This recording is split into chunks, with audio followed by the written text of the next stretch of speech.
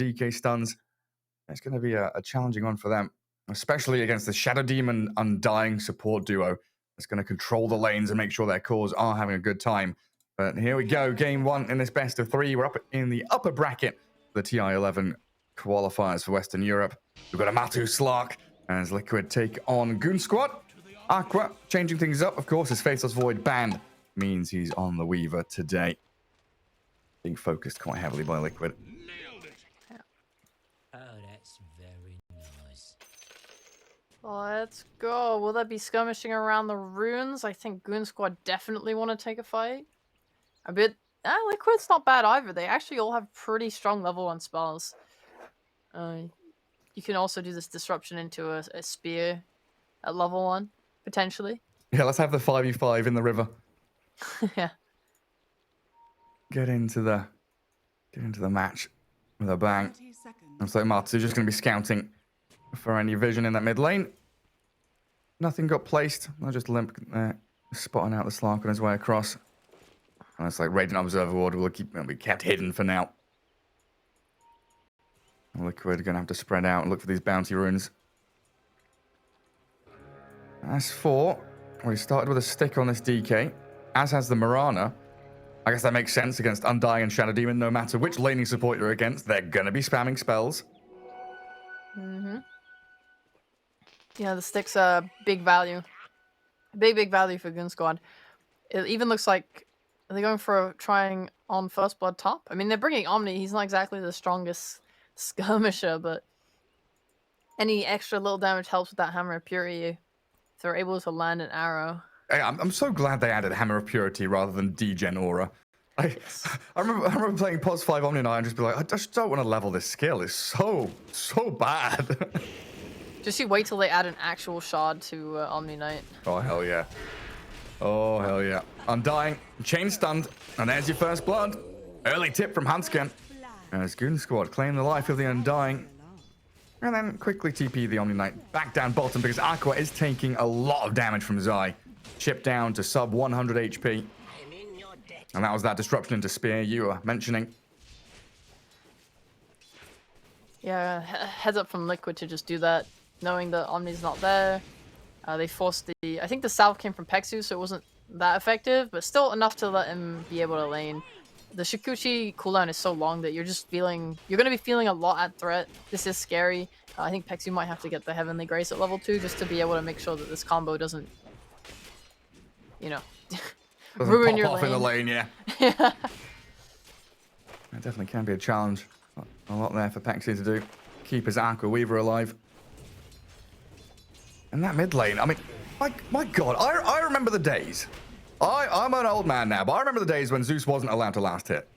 He wasn't allowed to right-click creeps. All he could do was zap with lightning.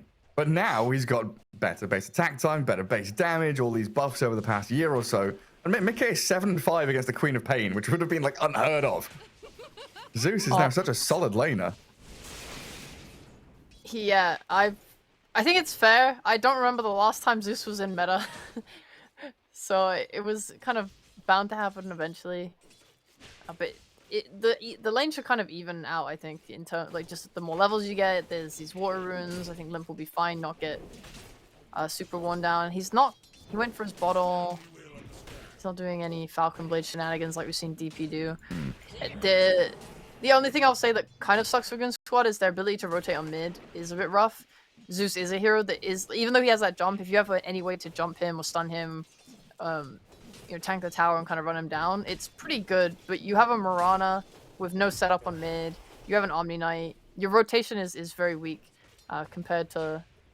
Well, Liquid don't really have the best either, to be fair. But if they were to force the blink on Limp and then come from behind with a Tombstone or something, that could be really powerful. Yeah, just have a lot of nuke. There's also like no stuns bottom, so Shadow Demon can always TP mid and help out with a TP save. They did have another attempt on Aqua there, disruption into the spear, but Aqua and Pexu fighting back real hard. Every time they get gone on, they're turning, they're battling back into Zai, focusing onto that one individual hero.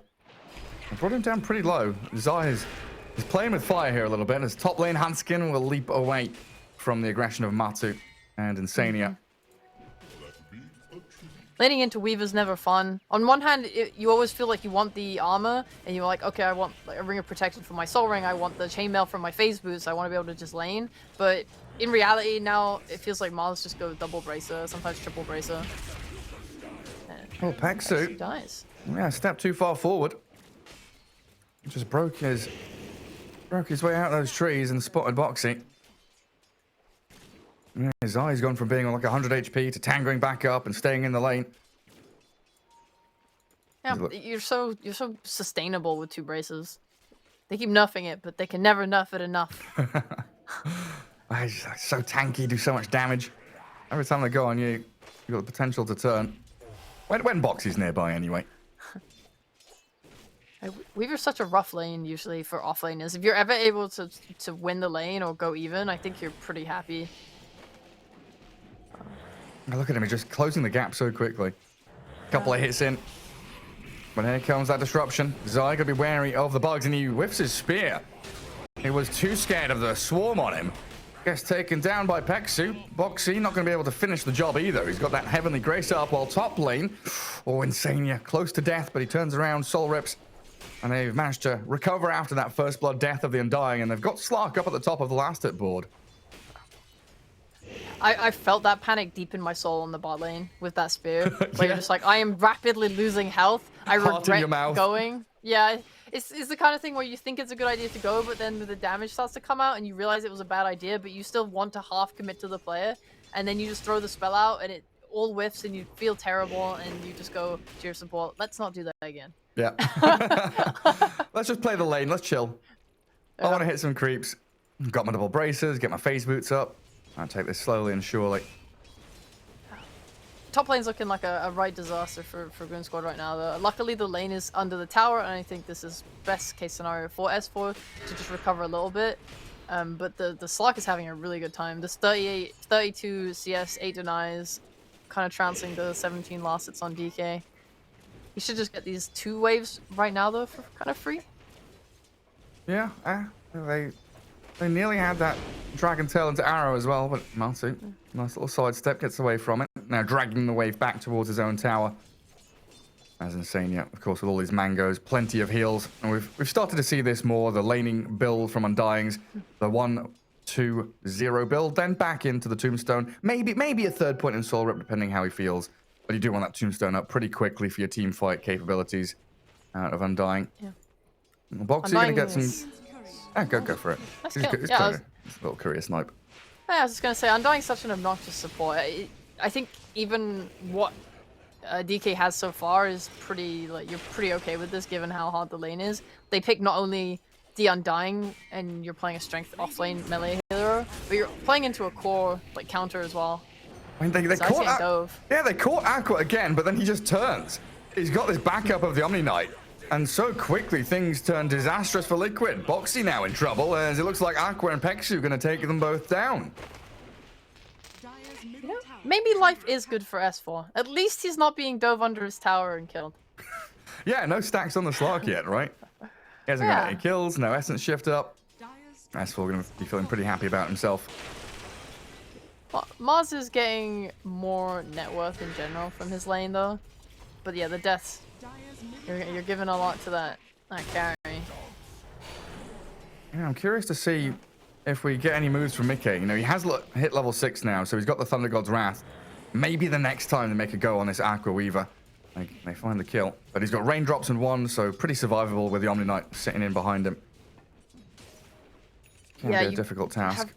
Kill threat with Mars ult, I want to say, is when you might feel like that's when you want to commit your Zeus ult. Okay. So I don't think Top is gonna. I mean, Top could maybe get Machu low enough. Actually, no, sorry, they're on the same team. Top could maybe get S4 or Hanskin low enough if they commit hard. Yeah, it feels like Marta just wants to be farming away though. Yeah, but they have the Tombstone now, like you talked about, the threat from it. So now he's level 4 and he has it. If the wave is ever kind of up and S4's a bad position, they could 100% make a go on him. Well, they roam in towards mid to make sure the active rune is taken. Pexu grabs the arcane, no bottle refill for Mickey. And this is the second time he's had to kind of walk back to base in the past 2 minutes. Making that long walk home and then TPing back out to lane. So it has been a bit more difficult for him now against this Queen of Pain. Oh man, they tried to catch Aqua and they don't have him. He's actually still alive, even through the Thunder God's wrath. The Heavenly Grace is just, I mean, way too strong. You're getting 22 strength from that. It's just all this extra health makes it so hard to kill. Yeah, 1400 HP Weaver with strength treads. And they also had a crack up top, but Mato and Insania with no stuns or slows can't really keep up with the Mirana or the DK. They're just trying to play up aggressive and keep S4 off the wave. Like when he walked up earlier, they don't even commit Tombstone. They just run at him as a two, as a pair. Limp. And he just blinks away. Boxy came in with a bit of a poke, a D-ward. Try and get Mickey back into a comfortable spot while they go back up top. Dragon Tail, but no arrow, and Insania thinking about the tomb. Knowing the Mirana has leaps, though, not an option. As bottom, another dive onto Zai. Get the Mars away from his lane. Everywhere you look, it's just people charging towards enemy heroes. He's under his tier 2. This is where you're just saying, this is illegal. Please don't let this happen. And now Boxy in danger? Yeah, he's walked straight into them. Aqua has that Shikuchi to close the gap. Hexu already threw the hammer at him, and it looks like Boxy's straight up dead. A 5-1 start here. Oh, maybe with the stick charges. Boxy into the tree line. Aqua speared against the trees. He's dived too far. Nailed it. Yeah. But nailed it from his own teammate.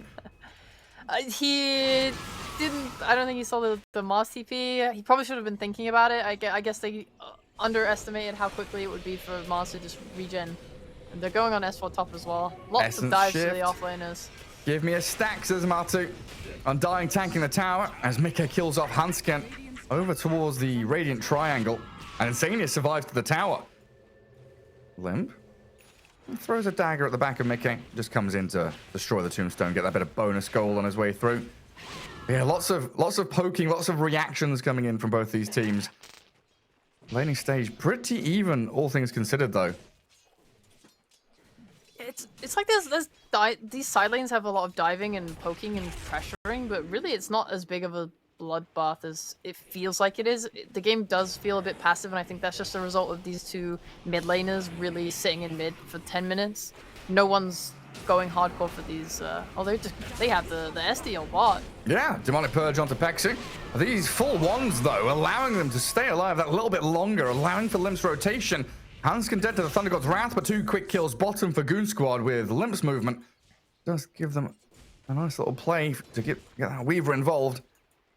Yeah, I was gonna say, like, there's been no big brawls for these mid ruins, which is where we usually see a lot of fighting and starting to move around the map, but everyone's been so devoted to their side lanes, and Limp and Mickey have just been happy to trade farm mid as a result. Now we're starting to see the reactions coming out from Limp, going to these side lanes, trying to make a move, running to top, TPing bot.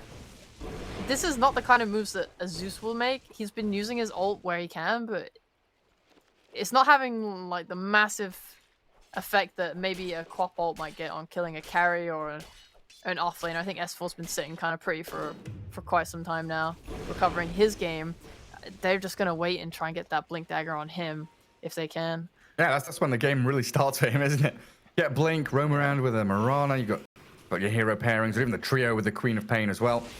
And DD Rune bottled up by Limp. Attempted deny from Boxy with those illusions. I don't know, how comfortably do you feel as both teams when this lane... This is a long laning stage, right? Usually we see laning stage break down. Well, if Nigma Galaxy's playing 5 minutes into the game when they're pushing tier 1s. I don't know, 7-8 minutes, people are really moving out the side lanes, getting into the jungle warding and rotating. This is a very static early game. Who does this favor? Both? It favors both teams. Say both. Yeah, I think it does just favor both teams because both teams know that they want items or levels and things that they can do. Because you look at Liquid and you don't have a straight up tower hitter really. So these early rotations that something like a DP would give you is not quite there. So you're pretty happy to just chill in your lane and farm. And for Goon Squad, like I said, they're waiting for DK's blink. That's when they can start to make moves and plays. And you could, like, Aqua had a great lane. He's strong. You could rotate him top and commit, 3 to 4 heroes to try and take this top tower with DK ult on top of that. But you don't have to. He's happy farming bot. He's pressuring Zaya and not letting him just free farm bot lane by being bot. He's not giving up his tower by staying bot. So they're keeping their tier 1 tower, which gives them the map control. Right? So like both teams are kind of okay just keeping things as they are for now. And there'll be a shift eventually. It's just maybe a little bit faster for Goon Squad because we've seen that Mars build. He doesn't go blink anymore. Yeah, true. There's also a S4 purged up under the tombstone. That's going to feel pretty rough. He's tanky with raindrops, but 4 heroes from Liquid are brought up top to destroy him and delay that blink dagger timing. That is so desired by Goon Squad. But yeah, it feels like kind of a symptom of these drafts not having any real push heroes. Outside of Elder Dragon form, no one's a quote-unquote tower hitter. There's no DP, no lone druid, so we haven't had that pressure into tier 1s yet. That's why we've got a 14-minute laning stage, basically. Yeah, but I'm honestly surprised we didn't see Slot go for a Midas, given how kind of peaceful the game's been. What's he got? Echo Saber, yeah. Yeah, but that means he can get involved, like now. Arena bottom. Sonic Wave's going to try and push Zai away. The spear connects on Pexu. Already got a lot of his spells out, but not the Guardian Angel. They will bring the Omni Knight down, and a good disruption. Weaver, he's got 20 stick charges, so he's going to time-lapse back to the right-hand side. Chikuchi into the trees. Lacking mana for the TP, though. And if Liquid knew that and kept tabs on it, they probably could have chased him down to his death. Dire's top tower is under attack. I think they saw the one pop off, and they just assumed he had enough mana. I don't even know where his mana went after that. A nice rotation. This is 14 minutes into the game. We've done it. The lanes have broken down. S4 is finally taking top tower.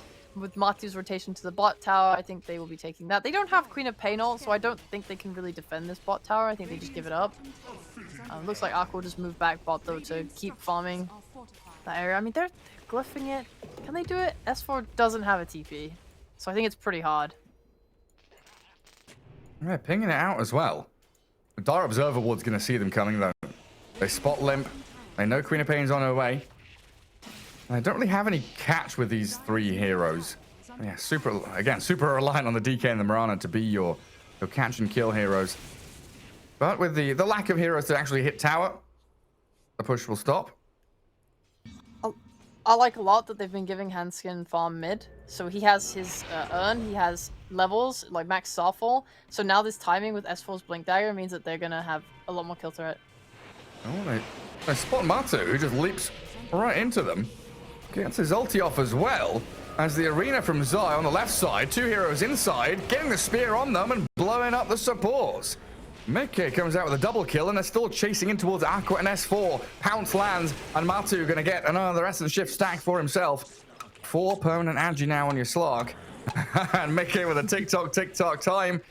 Potentially starting to run out for Goon Squad. That's definitely the worst case scenario for Goon Squad. This was their moment, right? They got the smoke, they came together for this. Aqua's gonna be okay or dead? Nah, he's dead. Dead. He is straight up dead. Yep.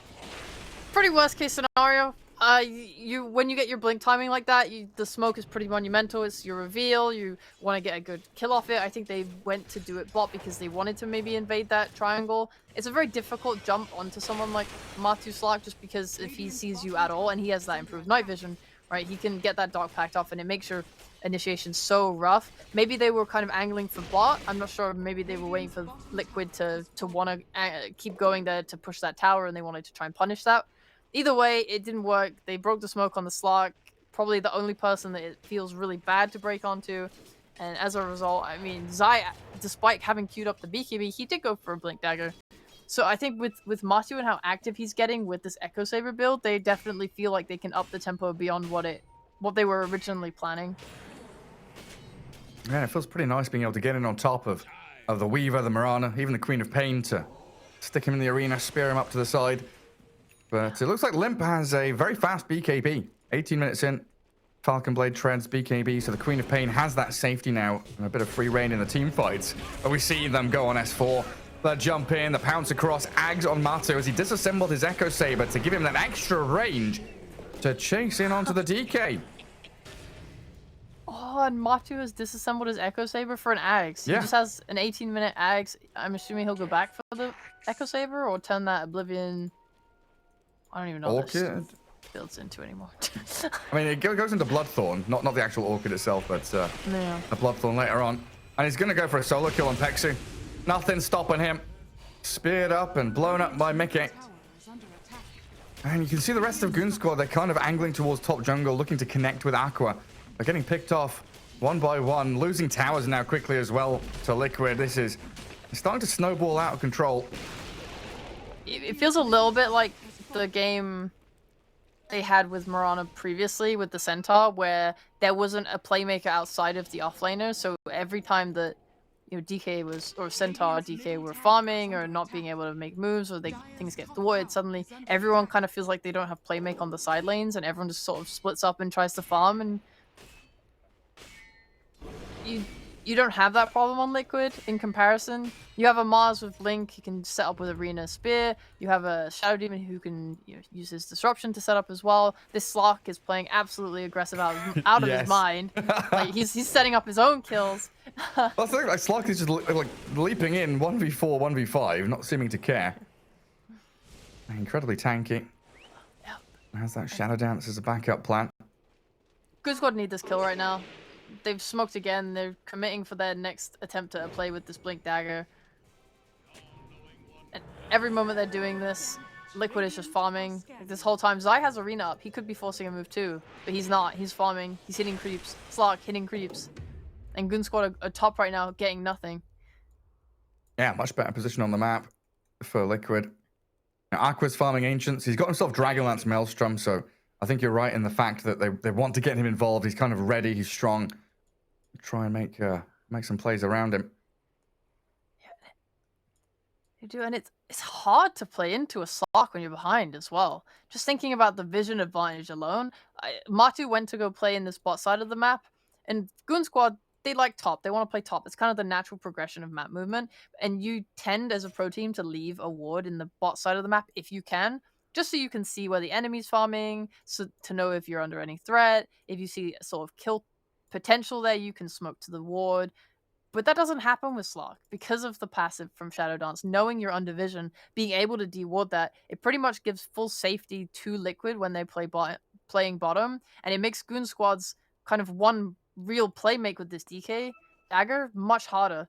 Like their play has to kind of come from instead maybe walking into this area and with a smoke, and when smoke breaks, you put a ward down or put the ward down on the cliff, and as soon as someone shows on it, you jump.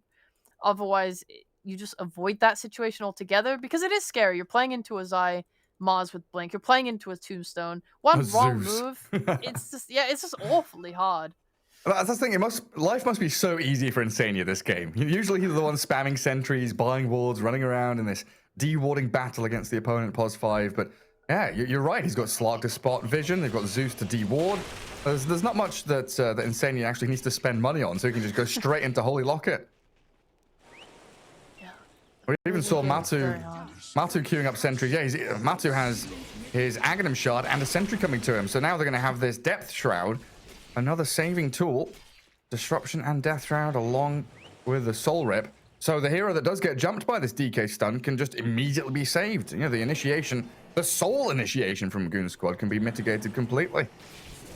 Right? This is the really nice thing that I like about Liquid's draft and itemization. They're just removing Goon Squad's plays. They're not even straight up countering them or going, we're just going to go full out aggression and try and kill them all. It's just, yeah, we're going to limit everything that they can do. And they're smoking up right now. Super aggressive. Yeah, Matu's smoke breaks. Oh, they catch a glimpse of Aqua. They've got the pounce in towards him. They don't even need it. Quick little burst there. And Pexu, he came in here to try and save his Weaver. Dies straight after. And Mickey Zeus now 7-0-2. Has his Kaya Sanj working on Ether Lens. Scaling incredibly quickly on the Zeus and the Slark. And Liquid is straight into enemy triangle. And get the jump with S4 and Hanskin. Good stun, but there's the Depth Shroud. Matu saves his teammate, and the Arena gonna keep Hanskin locked inside. Matu keeps tabs on the Mirana. Another stack for him, up to 9 now. And Liquid emerge with a 5k net worth lead. And something that I guess Goon Squad are a little happy about is there's no Ursa, there's no like Roche hero there, because that easily could have been Liquid waltzing into the pit and getting Aegis. Yeah, everything that I want Goon Squad to do, they're trying to do. I'm thinking, yeah, they get a blink on S4, I want them to smoke, and they did. But it was thwarted by Slug. I'm like, okay, well that's fine. Kind of regroup yourselves and try and smoke again. And they did, but they didn't find anyone top. Then they're playing top and there's no one there, and I'm thinking, well, you kind of want a play to happen at some point. You're not going to outscale this Slug Mars Zeus, I don't think. Especially playing into a Shadow Demon who's going to be able to just kind of remove everything your Omni can give your core. Like, things become very scary. I don't feel confident in their late game, so I'm like, okay, go make another move. And they do. They smoke at the same time that Liquid smoke. And when they leave that top area, their carry dies. Just because it so happened that Liquid made a play at the same time. It's just kind of like a constant series just of sad things happening that is... Yeah. It's just kind of unlucky. It feels like. It also feels like Liquid just have a soul read. Like they know what Goon Squad want to do, and they are countering everything. Like from draft, you know, through the laning stage into 25 minutes in, they're just deep inside the heads of Goon Squad. Like now, you know, they see Pexu, they know that S4's up here trying to shove out this wave, so they come up with 4 heroes. And while this is happening, you see on the minimap, Zai is like running away behind his tier 2, making sure that they don't lose heroes elsewhere on the map as they pick up 2 kills quickly top. Liquid have 2 really nice wards top that allows that play to happen. They just know exactly how many heroes are playing behind the top. Like, oh, there's a DK there. Is he baiting for his entire team? No, because we have a ward in the lane behind him that shows us that there's no one, like, no one has passed through here other than Omni Knight. So yes, this is a completely free play for us.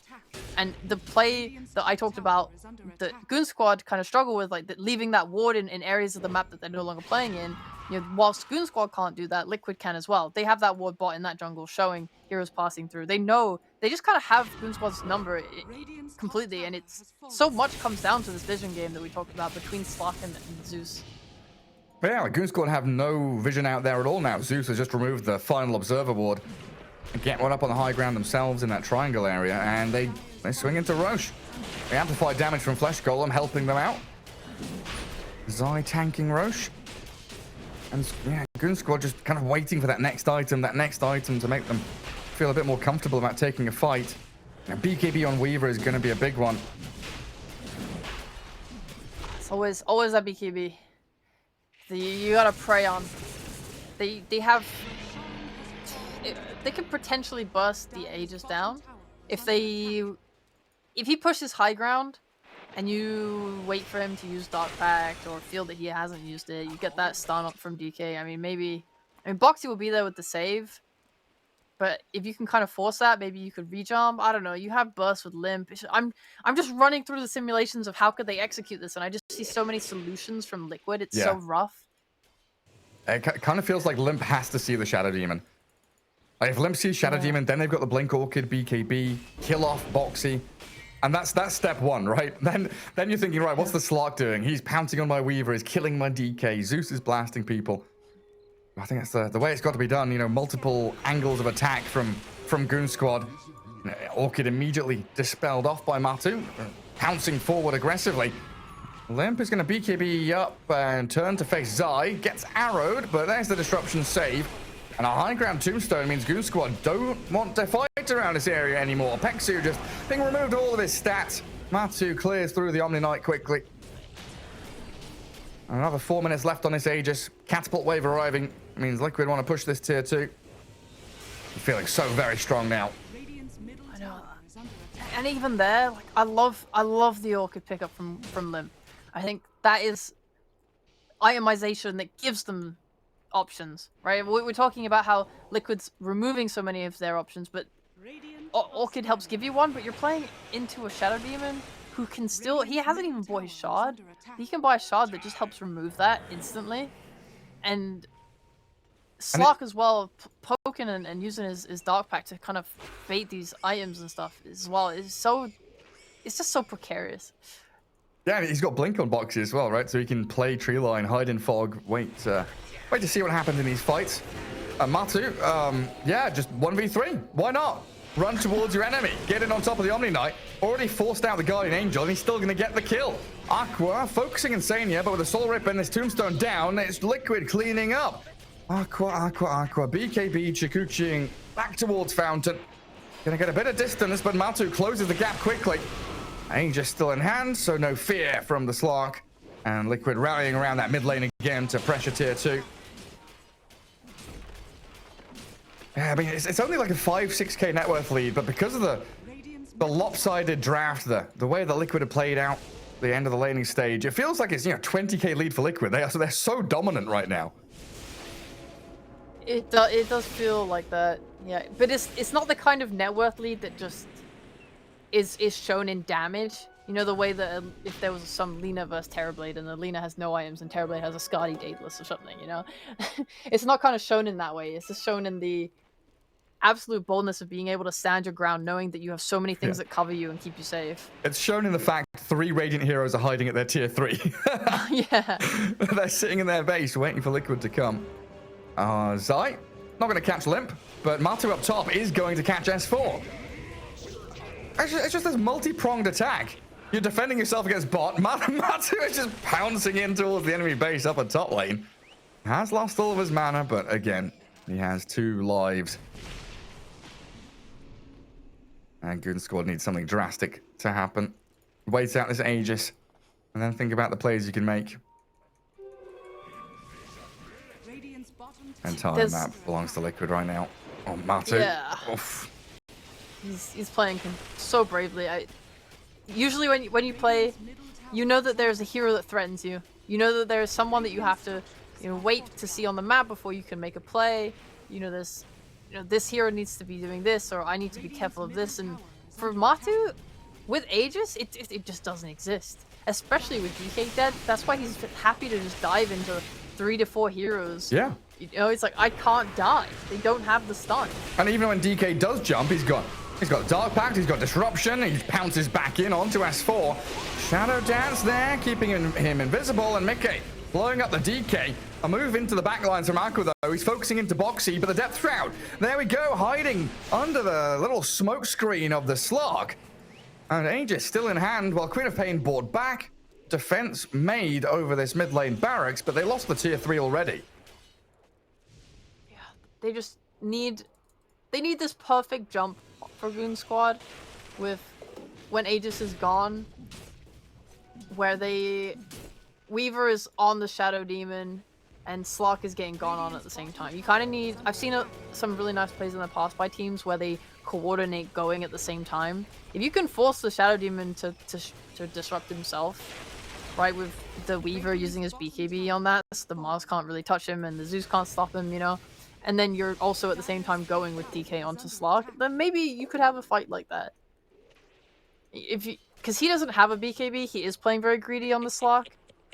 In that regard, obviously, when Liquid are playing together and have like everything ready, he doesn't need the BKB, like 100%. But it does give that little opening. You're telling me a Slark buying Moonshard's second item is greedy? No, surely not. That's when you know you got the freest game in your life. But here we have Goon Squad trying to make a move. Hanskin, Peksu, S4 smoked up. Let's see what they can do. You have the damage and the lockdown to kill a Slog when he's alone, or when you've done this like multi-prong attack as you said. You have an Orchid, you have Queen of Pain ult, you have a Weaver who does have items, right? The Slug can die. You just need the right conditions. Oh, Boxy. Oh, he blinks away just in time. Got the disruption out on the DK and TP's away. And he was cutting wave. And again, this is another difficulty they're having as Goon Squad, that vision game you talked about 10 minutes ago or so. They've got 2 observer wards up in their triangle. But that doesn't spot Matu leaping onto Aqua and forcing an early time lapse. BKB needed to come out from Aqua too. They're spending so much just to play defensively. Looks like S4's looking for an angle. But yeah, Boxy was just hiding in the tree line, spamming poison on the creep wave, and they struggled to go on him. And Liquid now find themselves in a nice spot. Back towards that mid lane again. Think about this potential final team fight. Yeah, 16k net worth to the good now. They've really ramped up that lead after taking Aegis and taking control of the map. Zai even going for a Scythe of Ice now. additional bit of lockdown against the Queen of Pain and the Weaver. If they can find them pre-BKB, that's going to be glorious for Liquid. You've seen your Slark's damage. You know what you need to do is stun. Yeah. Oh, Matu, smoke breaks on him. I'm trying to find out who it was. The perpetrator was Aqua. He's already got himself back towards his creep camps. And there's the scythe done. Oh, yeah, it's already completed for Zai. TPing top. Try and help out Matu. Dark Pact already used, though, so gets away from the DK stun. Disruption comes and actually saves him from the Sonic Wave. Okay. Where is he? TPing back up to top. Need a bit more assistance here with the Nimbus and the long-range global nuke damage. It's all over for Goon Squad here. They just cannot do a damn thing. They don't have the team fight. They don't have the ways to play around Liquid's answers to the questions Goon Squad's opposing are just like completely answered. Do you ever have that kind of image in your mind where you can see a play that's made but it goes well? And I feel like at least 5 of them this game could have gone so good if Matu didn't just get the Dark Pact off at the right moment, at the right second. His reaction and speed, old game. I don't know, I just feel like I saw like an Orchid on like the last tick of a Dark Pact at one point. Stuff like that, you know? It feels so close so many times and then it just doesn't work out. Yeah, but I guess this is the problem when you have one hero that does all of the work. You know, S4 must be scratching his head thinking, how do I make this any better for my team? What can I actually do to deal with this? Not a lot. I mean, the only things I see are those 2 kind of plays. I see the play where, like I said earlier, like if Weaver can go on Shadow Demon so that he can't save the Slark, and they get Slark at the same time with no Dark Pact, then there's a way. Or the Queen of Pain Orchids boxing. Or they just get like oh, he's dead. He is dead. Double pounce into the Hex. And a beyond godlike Slark. 11-0-10 for Matu. Yeah. These picks are just like the Shadow Demon pick was exceptional, but the Slark pick is like top notch, you know. They've had such free games together. It's out of this world. Yeah. I think the move that Goon Squad made was not bad. Not this one, but the one before where they went top, because like previous to Zai getting his Hex, he was a lone bot, and Zeus is global, but Slark was a lone top. I think trying to make the use of that and go for a pick-off or something, you know, anything is the right play, because that was the second thing I see for them. Their way, if they can find Slark alone on that side lane, he's killable. Yeah. Oh, Matu. He's got the gem. So he sees Aqua. Arrow flies straight overhead. Limp needed to try and guard the Weaver while Peksu dies. Aqua going to time that's back into the Nimbus, and Matu just chasing him down with the help of Insania and Boxy here. Good Sonic Wave pushback though from Limp, guarding the Weaver on his retreat. And Hanskin being eyed up. Got the Scythe on the Mirana. Couple of leaps, but none remaining. Nothing to stop the TP at that point, though. But yeah, I don't know, as a rule of thumb, it feels like single target and magic damage always struggle as the game goes later and later, so I don't see it getting any easier for Goon Squad. No. And Aqua, you know, he's got 4 rapiers queued up. That feels like the only way back into the game at this point. Yes. Get rapiers, do big damage. Get big damage. Yeah, he has a Lincoln's and a BKB. If he has just a big source of damage, then yeah, potentially kill that Shadow Demon and start the fight would be absolutely insane. And up to high ground they go. S4 onto Boxy. Limp is there, but their Depth Shroud saves them up. They've broken and purged the Queen of Pain. She can blink away in a second and has the Guardian Angel as a bit of backup. The safety net of the Omni Knight working out to keep Goon Squad alive. And Matumba Man, he's still able to fight here. Bubbled up and saved by Boxy and still holds the Aegis. So Matu healed as Insania Soul Rips and heals it back up to full. DK down for 45 seconds, so you've lost your one tool here. Your sledgehammer's gone. And you're going to lose your mid laner barracks. Oh, Aqua. Oh, he got off his BKB. Matu trying to land the bashes in, but silenced at this point. Foxy and Insania trying to lurk in the shadows, but they've got the Scythe of Ice, hexing up Weaver, chasing to the base to kill off Peksu now as well. And GG is called 32-7. As straightforward as it can get for Liquid here in game number 1. Super, super clean. Very reminiscent of how they played versus DGG as well. Just have a solid draft, a solid idea of what they want, and they execute it to perfection. Obviously, Goon Squad holding on with that hope that maybe there was just a little play here or there that they might be able to get to come back into the game, but Team Liquid really just didn't give them many chances at all. They were so limited in their plays. They had no vision all game long. It's really